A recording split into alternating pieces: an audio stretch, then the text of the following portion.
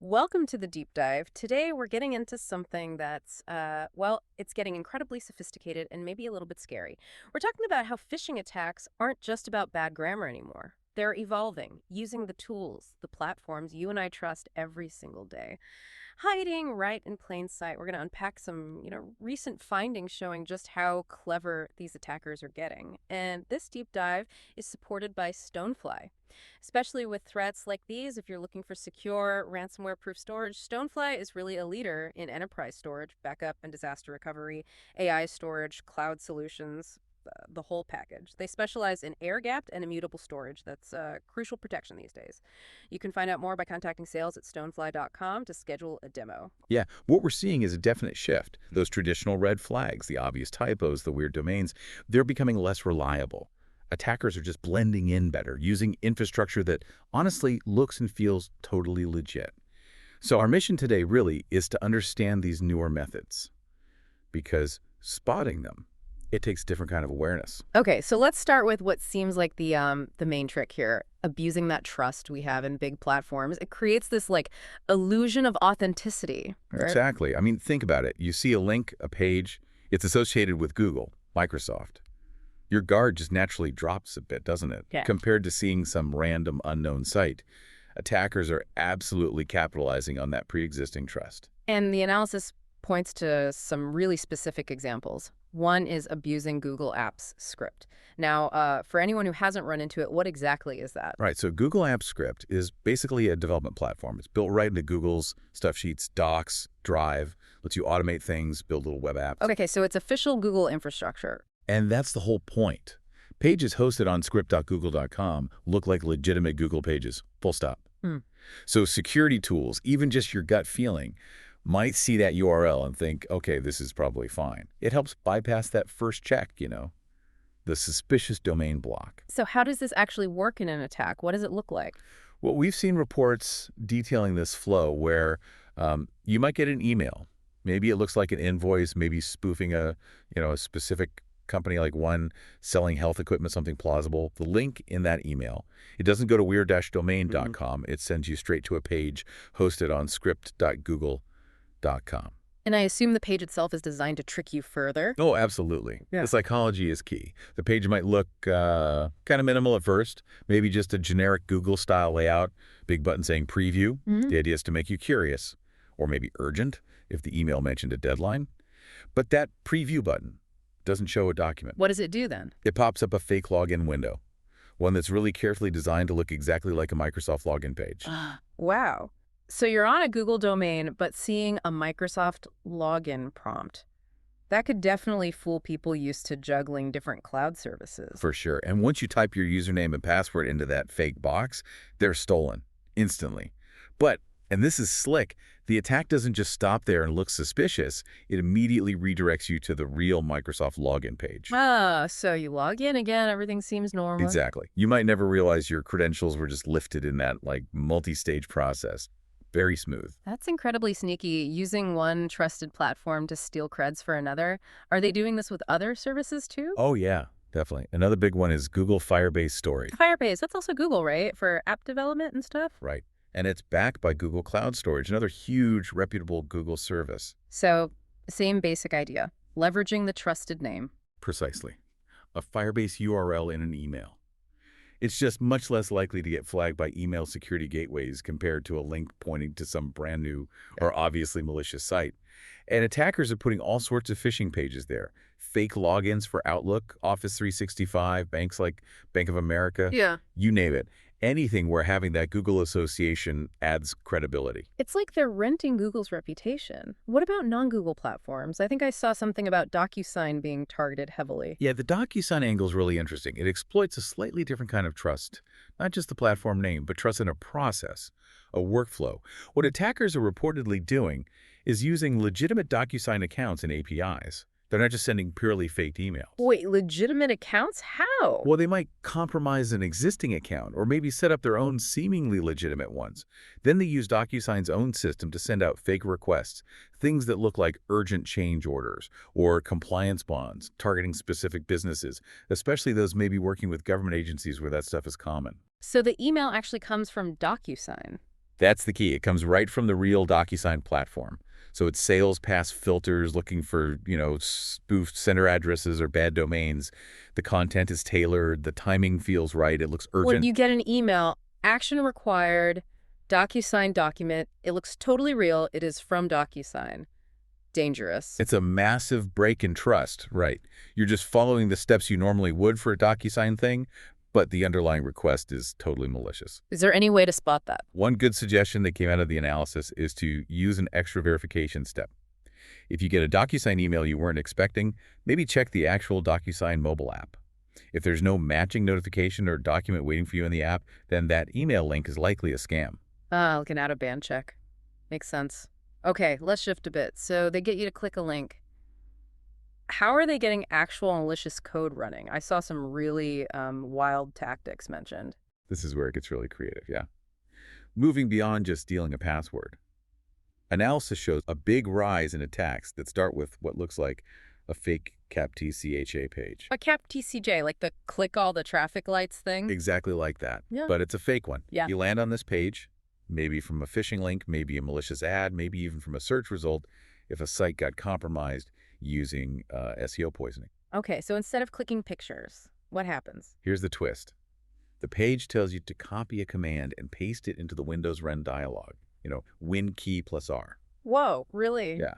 And the social engineering is clever because it doesn't feel like clicking a virus. It feels Yeah. like, oh, this is some technical verification step, a computer task. That's subtle. What kind of commands are they having people run? Often, they use legitimate Windows tools that can execute scripts.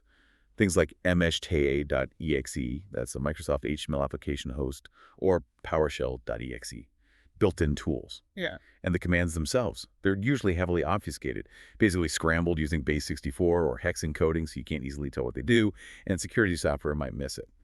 They're designed to run code directly in the computer's memory, often without dropping an obvious malicious file onto your hard drive first. Okay, that's sneaky. But connect this to the really weird part I read.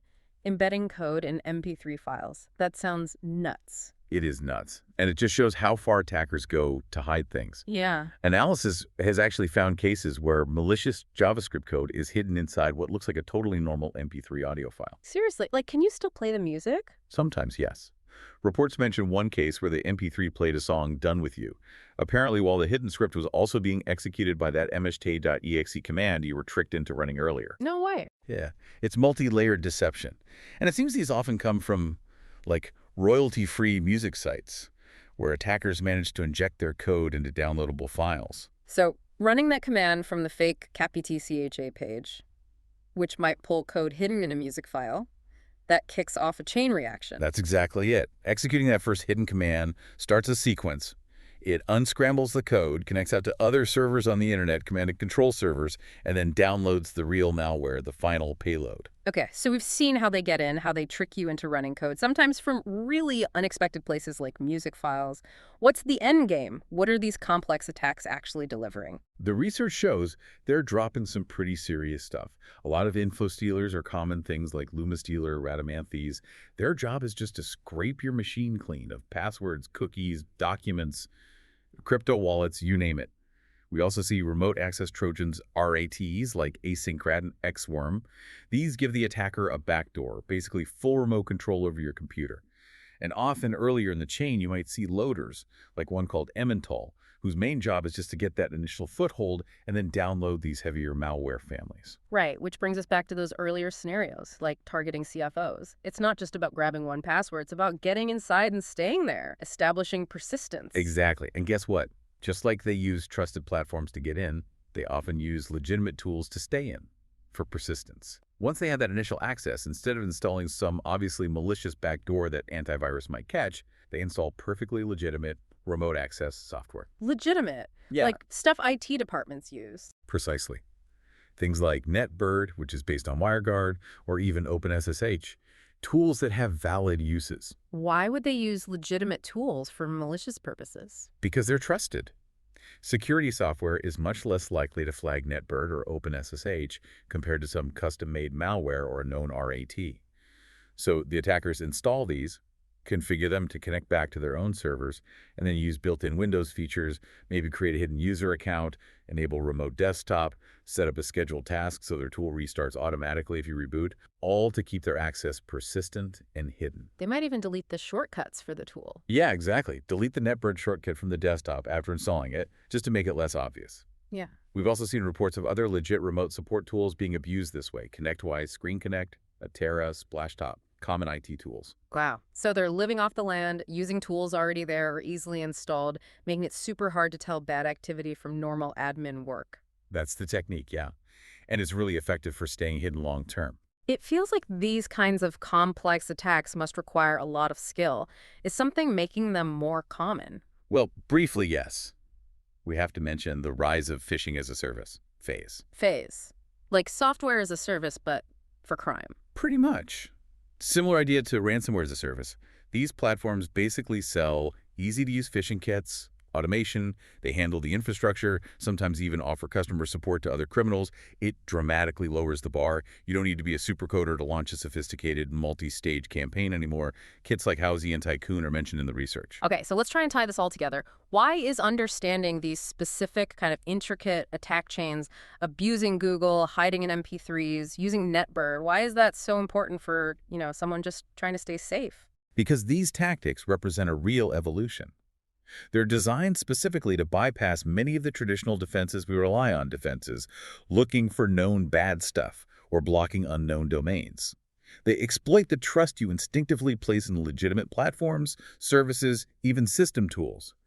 And they hide the malicious parts in plain sight or inside files you wouldn't think twice about. So basically the technical security layers like antivirus or firewalls, they aren't a silver bullet anymore. They're definitely necessary, still critical. But they're not sufficient on their own against this stuff. User education, critical thinking, that becomes way more important. You just have to be vigilant, even when something looks legit. Question unexpected requests, especially if they involve clicks or running commands. Verify things through a different channel, call the sender, check the official app, what we talked about with DocuSign, and be incredibly suspicious of any website asking you to copy and paste commands into the run box and terminal, no matter how plausible the reason seems. And did the analysis suggest any technical controls that can help against these specific threats? Yeah, defense in depth is always key. Technical measures include things like maybe restricting user access to the Windows Run dialog if they don't actually need it for their job.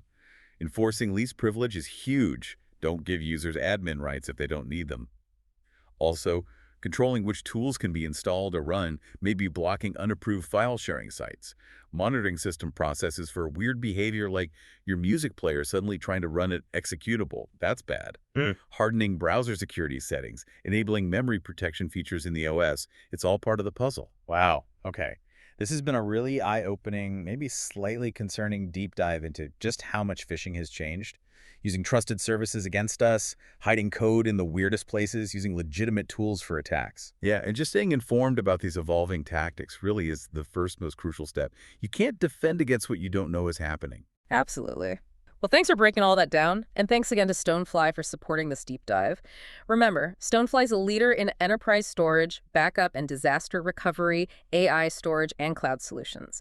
If you need that secure, ransomware-proof storage, especially air-gapped and immutable options, check them out.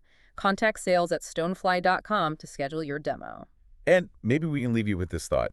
As these attackers get better and better at just blending in, looking normal within our trusted digital spaces, how do we actually retrain our instincts? How do we spot those subtle signs of deception in a world that's so fundamentally built on digital trust?